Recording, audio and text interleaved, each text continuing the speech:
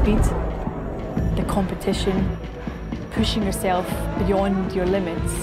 There's nothing that can match that adrenaline rush that you get when you're in a racing car.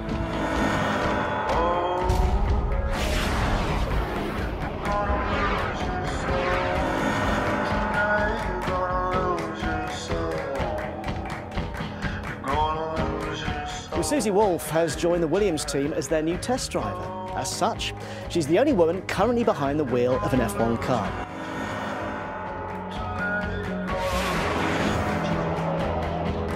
Formula One racing has long been a sport with a macho image. Mental stress, I think, would be pretty difficult for a lady to cope with.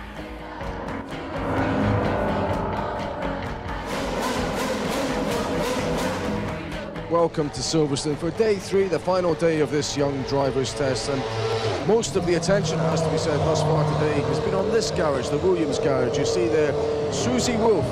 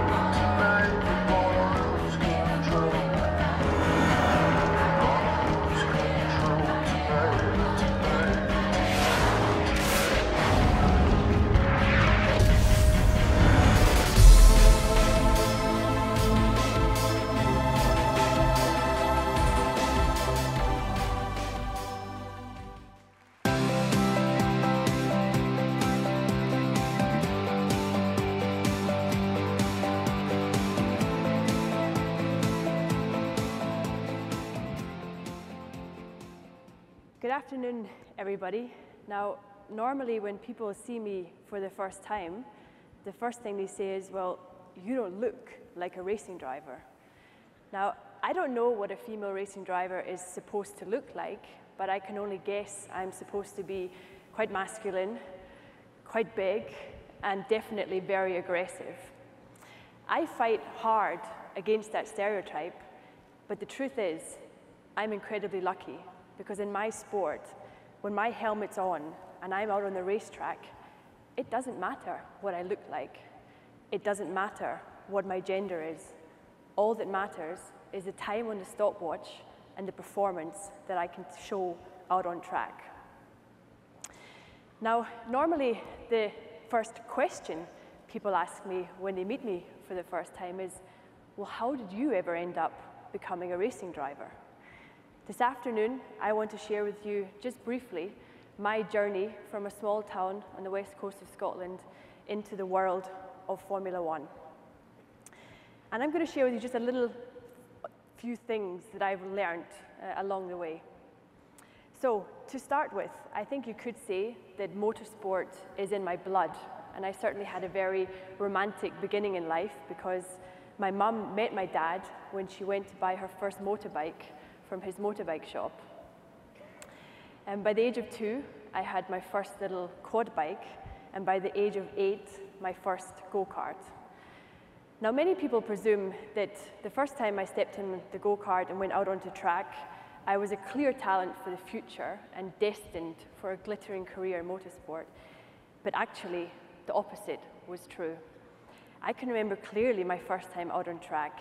The other karts were flying past me much quicker, and to make matters even worse, they were hitting me as they were going by. And of course, it was all little boys in the other karts. I came into the pits and I said to my dad, I really don't like it out there. It's awful. And he said to me, okay, Toots. That was always his nickname for me, Toots. We've got 2 options now. We're going to put the kart back in the van and head home. Absolutely no problem. Or you're going to go back out there, you're going to try and go faster, and when they hit you, you're going to make sure that you hit them back twice as hard. I think you can all guess which option I went for. I went back out on that track and tried to go faster. And when they hit me, I sure as hell made sure I hit them back twice as hard. That was the start for me. That became my big passion. When I look back at that time now, I think there was a number of factors which helped me massively. The first, I had an older brother. He was only 18 months older than me, so in my head, whatever he could do, I could do. It didn't matter that he was a boy and I was a girl. Secondly, I had fantastic, supportive parents, particularly my mother. She never, ever gave me the feeling that I was doing something unusual for a little girl. They never made the differentiation between boy and girl. They simply told us to do what we enjoy doing, and for me, it was karting. And lastly, I was one of those really annoying little kids who was ultra competitive. Everything I did, I had to win. So there ended up being a few big tantrums along the way because, of course, I didn't win at everything. But I think those factors helped me massively. I started racing at club level, progressed to the Scottish Championships, to the British Championships, and then started racing internationally in the European and World Championships. For me, I was simply doing what I loved doing. And as a kid, you live in the moment. You only do what you enjoy. But for me, the big change came at around the age of 14 when I was taken to watch a Formula 3 race at Donington Park. Now, for those of you who are unfamiliar with motorsport, Formula 3 is very much the proving ground to get into Formula 1. They are miniature Formula 1 cars, less powerful, but that's where you can catch the eye of the Formula 1 teams. On that day, a certain Mr. Jenson Button won, who would go on to become a world champion. And that, for me, was the moment when it clicked in my head. I thought to myself, so this is what you do. You become really good in karts, and then you move into cars, Formula 3, and you make it to Formula 1. That was the day that I decided I wanted to be a Formula 1 racing driver. So I carried on karting. At the age of 18, I was ranked 15th in the World Championships, and that was a good enough springboard to then help me move into car racing. But I came under a lot of pressure to have that fallback plan, which of course included going to university. So I decided, okay, I would cave into pressure, go to university for the fallback plan. So I chose Edinburgh University, and I decided to study what you study when you have absolutely no clue what you want to do, international business. So I started studying international business at Edinburgh, and at the same time was trying to carry on my racing career. It was tough trying to do both well. I certainly felt like I was doing both half-heartedly and not really concentrating on doing one properly. But the defining moment for me came in the first day of my second term at Edinburgh University. I was sitting in a big lecture hall, not too dissimilar from this auditorium, and it was an economics lecture. I remember that part. And I remember sitting there thinking, what am I doing here? I'm simply a sheep that's following the flock. I don't want to be here. Why am I here? I walked home that evening and sat on a park bench for over an hour, contemplating. My gut feeling told me I was on the wrong path. I wanted to make it to Formula 1. I wanted to be a racing driver. What was I doing studying? What was I doing not following my dream? So after an hour of contemplation, I called home. Luckily, it was my dad that answered. And I said, Dad, I've got something to tell you. He said, what is it, Toots? I said, I want to leave university. He said, okay, go back to your flat, pack your bags. I'm going to collect you in the morning, and then we're going to decide what you're going to do. 2 days later, I had a small second-hand car with all my worldly possessions inside, and I was driving down to Silverstone, one of the biggest racetracks in the UK. I bought the local paper, found a room to rent in a house full of racing drivers, started working in a small shop, selling race gear next to the main track, and I was happy. I was following my dream. I hardly had anything. Some months it was a massive struggle to even pay the rent at the end of the month, but I was following my dream. The following year, I was doing Formula Renault, a smaller category than Formula 3. The results were good. I was nominated for a very prestigious award called British Young Driver of the Year Award. I didn't win. The following year, another good season in Formula Renault, again nominated for Young Driver of the Year Award, again didn't win. And in that moment, I very much said to myself, okay, not meant to be, keep going. What's for you will not go by you. At that stage, it was time to make the big step up into Formula 3. Now, for those of you, again, unfamiliar with motorsport, the one disadvantage of our sport is that you need money to go racing. And normally the money comes in the form of sponsorship. A season in Formula Renault was around €100,000, which is manageable to get if you've got good people helping you in the background. But the step up to Formula 3 was going to be €500,000. That's a lot of money to find. So I was struggling to get the money together, but I'd managed to raise around 100,000. So I started the season in Formula 3. I did 2 races, and then I broke my ankle. That was game over for me. I lost my seat in the team. All the sponsors pulled out, and I had no clear view of what I was going to do. Those were tough days. I remember distinctly a couple of times struggling with my broken ankle and thinking to myself, how is this ever going to work out? By the winter of that year, I had been picked up by Renault to race in a championship very similar to Formula 3 called World Series by Renault. Was testing in the winter, was getting ready for the next season ahead, and in February, with the first race being in March, I was called to a meeting at the head office in London. I thought it was a meeting to discuss expectations for the year, to discuss how we were going to approach the season. I was told they'd miscalculated their budgets, and actually they were €250,000 short, and could I come up with that within 2 weeks? That was a tough call.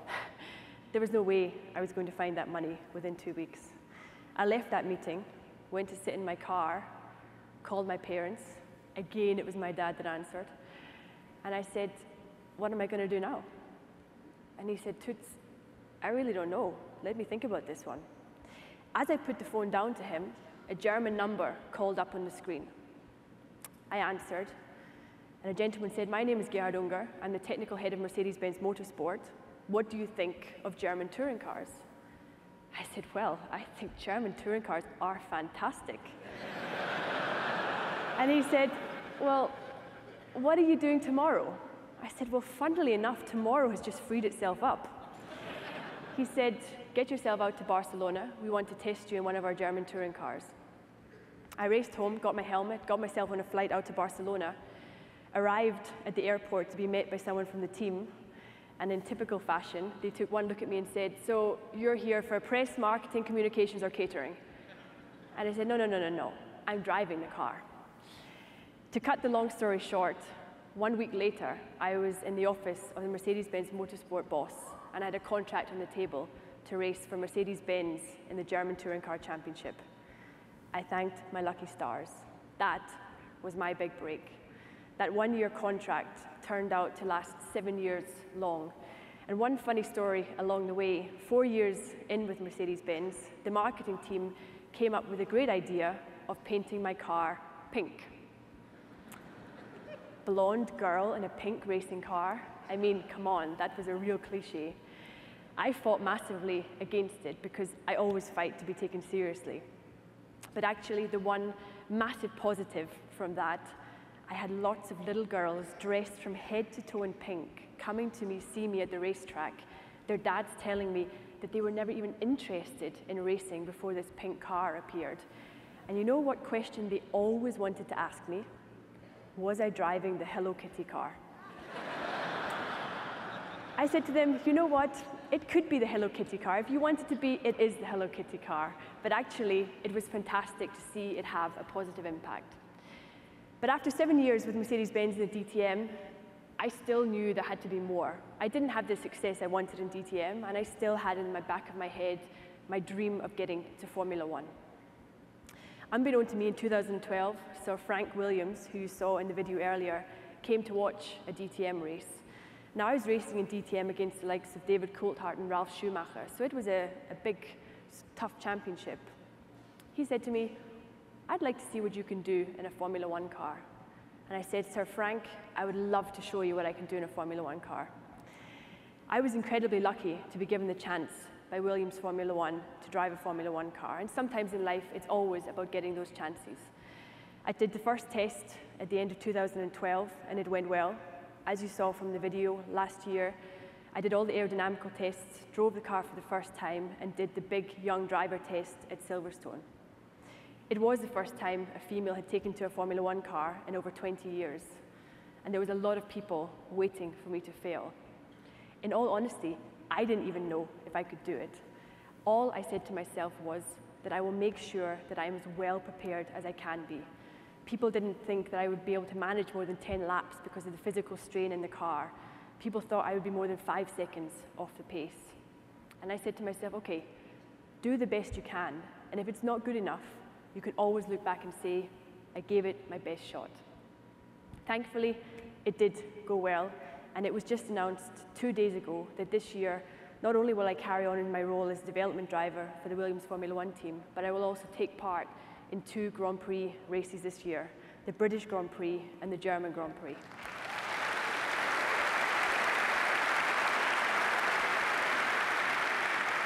Wait. It's not all good. I won't be racing. I'll be taking part in the test session before the race. So I've still got a long way to go. I'm one step closer, and I'm certainly heading in the right direction, but I've still got a big fight ahead of me. But I'm incredibly lucky that I love being in that fight. I love waking up every morning, working towards my goal, and knowing that I could make my dream a reality. Please keep your fingers crossed later this year when I take to the track. That's my story briefly, and before we finish, I just want to share with you a couple of the things that I've learned along the way. Now, I know I'm in a room full of very successful people in their own right, so I by no means want to preach. Just a few things that I learned that definitely helped me along the way. The first, you've got to find your passion in life. You've got to know what you love to do, because when you find that, the success comes just that little bit easier, and the tough days and the disappointments, they're just that little bit easier to cope with when you're doing something you love. Secondly, follow your gut feeling in life. It doesn't always shout out and scream and tell you which way to go, but if you're patient enough to listen to it and brave enough to follow it, it will always set you off on the right path. Lastly, and quite in fitting with our theme this year of connecting the stars, we've got to dream. Dream big. We've all got to know where we want to go, and we've all got to be able to see ourselves where we want to be. But always remember that a dream without a clear plan of how you're going to realize that dream, that's simply a wish. Thank you very much.